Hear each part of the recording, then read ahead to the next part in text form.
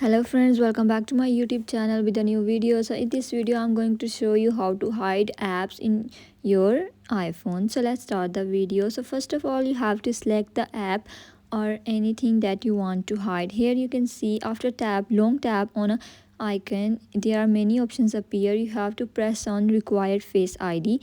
After you press on required face ID, there are also a new page appear which says first require face ID, second hide and require face ID. So you are going to hide the app, so you have to press on hide and require face ID. So this is the best for the person who want to hide something in your iPhone. So after processing on hide, you have to provide face ID, then your lock is set in the app, and then you have to press hide app. Here you can see all the description that if you have any notification about that app you will not receive. If you have anything about this app you will not receive. This app will be disappear from your screen. Now go to the back. Here you can see there is an option. Now first of all, at the bottom here is an option of hidden. There is a folder of hidden app. You have to touch that folder first. When you touch this folder, it requires your face ID. After face ID is accepted, you can see the apps that are hidden.